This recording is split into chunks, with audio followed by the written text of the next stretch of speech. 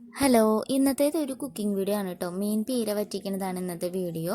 അപ്പോൾ ഇവിടെ എടുത്തിരിക്കുന്ന മീൻ കുഞ്ഞിച്ചാളയാണ് കേട്ടോ.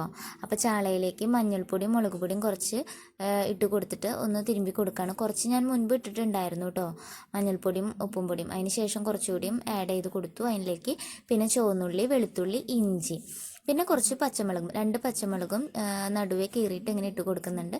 പിന്നെ കുറച്ച് കറിവേപ്പിലയും കൂടി ആഡ് ചെയ്തു. പിന്നെ സാധാരണ ഞാൻ കൊടംപുളിയാണ് യൂസ് ചെയ്യാറ്. ഇന്ന് പച്ചമാങ്ങ നല്ല ഒരുവിധം നല്ല പുളിപ്പുള്ള മാങ്ങ കിട്ടിയപ്പോൾ അതും കുറച്ച് കുഞ്ഞ് കഷ്ണങ്ങളാക്കിയിട്ട് അതിലേക്ക് ആഡ് ചെയ്യുന്നുണ്ട് കേട്ടോ. പിന്നെ നമ്മുടെ നാളികേരം കുറച്ച് ചെരുക്കിയത് ചെറുതായിട്ടൊന്ന് മിക്സിയിലിട്ട് അടിച്ചിട്ട് അതും കൂടി ആഡ് ചെയ്ത് കൊടുത്തു കേട്ടോ.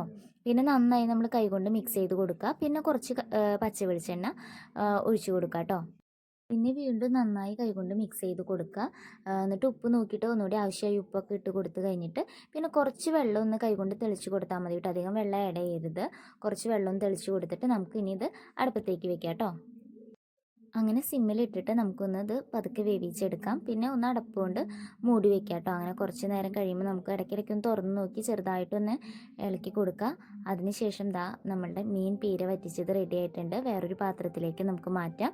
അപ്പോൾ ചാനൽ ഇഷ്ടപ്പെടുകയാണെങ്കിൽ സബ്സ്ക്രൈബ് ചെയ്യുക. ബായ്.